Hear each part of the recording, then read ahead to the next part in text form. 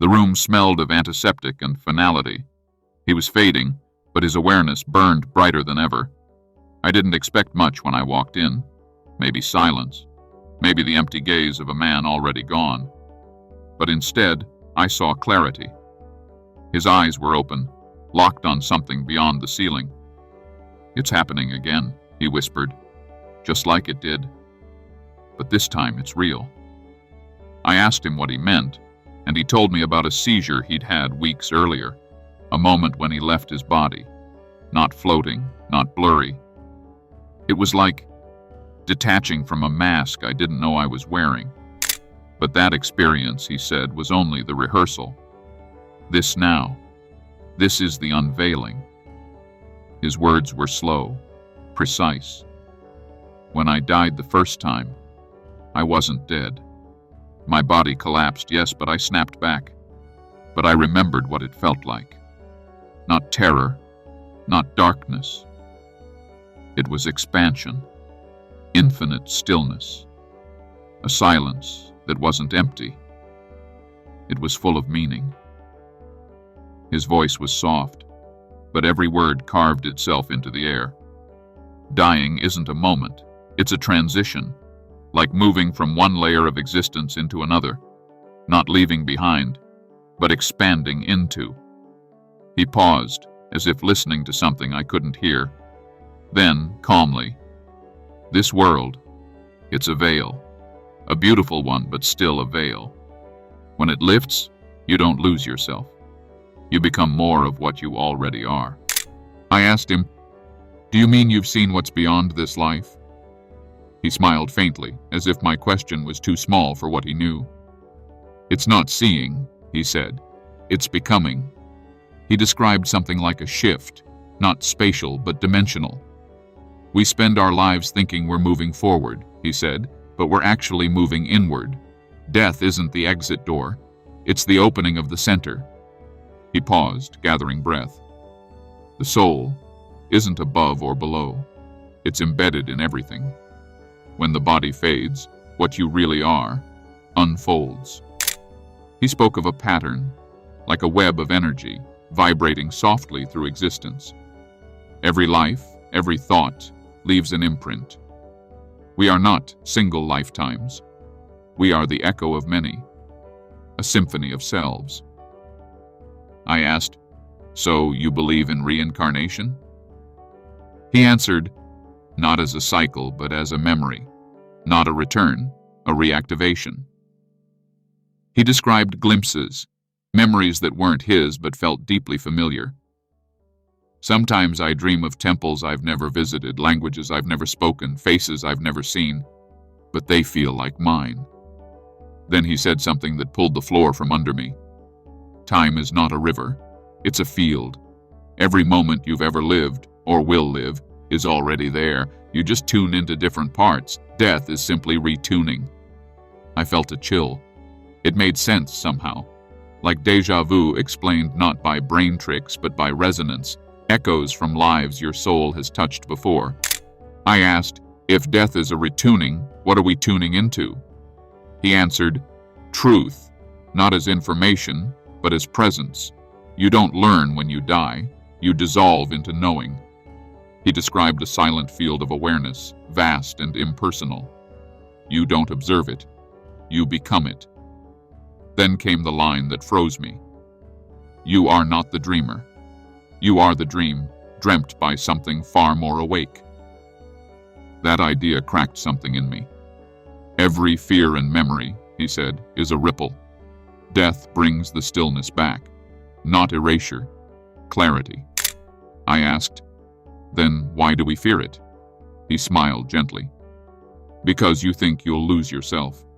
But what if you've never really found yourself yet?" He leaned forward. "What if this life is the mirror, and the real face is waiting on the other side?" He glanced toward the window, whispering, "It's not the end. It's remembering that you were never inside the body. The body was inside you." If this story is waking something in you, hit subscribe and turn on the bell. There's more to remember. He said, "Before you're born, you choose. Not every detail, but key experiences, themes, and people. You don't write a script, you choose the terrain. I asked, why would anyone choose pain? He replied, because growth needs resistance. The soul isn't here to be safe, it's here to evolve. His words weren't theories, they felt like memory. Life isn't linear, it's a web of choices. Every decision branches reality. Regret comes when you forget you're the author. He paused. The soul whispers, not shouts. You've heard it, in those quiet moments when everything aligns. He described purpose not as a goal, but a frequency. It's not missing, he said. It's drowned by noise. We're not lost, just distracted. That struck me. What if purpose isn't something we chase, but something we uncover by listening? What if we've never been off path, just out of tune? He leaned forward and asked, what if time isn't a line but a field? What if all moments, past, present, future, coexist, and we simply shift our attention? I stayed silent. He continued, that's why déjà vu feels so real. You're not remembering, you're overlapping. I felt something shift. Your soul doesn't experience time like your mind. It moves through frequency. That's why dreams feel timeless. He paused. When you die, you don't reach the end of time. You step outside of it, like walking out of a movie and realizing you were the screen, not the story. He smiled. You're not running out of time. You're learning how to move through it. His words weren't just ideas. They felt like truth I'd once known. Presence, he added, isn't being in the now. It's seeing the whole timeline unfold. You're not stuck in time. You're the observer of it. That thought echoed. Maybe we've never been late. Maybe we've always been eternal. He looked peaceful, almost weightless. You spend your life chasing identity, he said. But when death approaches, it strips away every label, your name, your story, your body, and what remains is something unnameable but absolutely real. I asked, what does that feel like? He paused. Like waking up from a dream you thought was your only reality. It's not scary, it's relieving. You remember who you are, not as a person, but as presence. He explained that fear of death only exists when we believe we are the body. But when the body fades and you're still aware, that's when you understand. You've never been the body. You've been the awareness witnessing it. He called it the great remembering.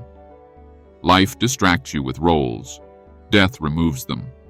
What's left is the raw awareness that existed before birth and continues after. He smiled, eyes soft.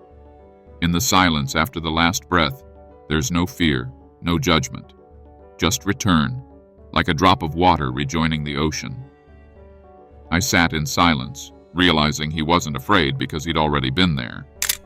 He said, most people think enlightenment is about gaining more wisdom, more peace, more power, but it's not. It's about losing everything you thought you were, until what's left is what you've always been. I asked, so death is enlightenment? He smiled.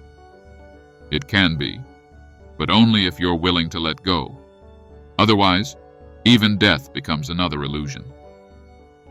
That line struck deep. Let go of what? I asked. Of control, he replied. Of needing answers. Of thinking this life has to make perfect sense. He looked straight at me.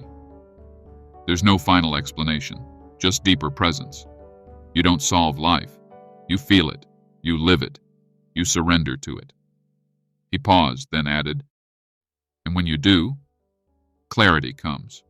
Not like lightning, like still water. I realized then, wisdom isn't loud. It's quiet. It doesn't arrive through words. It arrives through release. In that moment, I understood why he was so calm. He'd already died many times, every time he let go of who he thought he was. He looked out the window one last time. The light was soft, golden. You know what's strange? He said. When death comes close, it doesn't feel like an ending. It feels like returning to something ancient, something that was always waiting for you to remember it. His voice grew softer. You're not going anywhere. You're coming home. I asked, so what's the point of all this? He smiled. To live. Not to escape death, but to embrace life. To feel everything, love without defenses, and remember who you are beneath the noise. He reached for a glass of water but didn't drink. The truth is, you've never truly died, and you've never really been born. You've just been shifting through forms, learning how to wake up. He looked at me with eyes that no longer feared anything. "You want to know what matters most?" he whispered. "Presence, not answers, not control, just presence." And in that moment, I saw it. Death isn't the opposite of life. It's the other side of the same breath. And we, who think we are fragile and temporary, are the very thread that runs through both. What if the real question isn't what happens after we die, but what we've forgotten before we were born?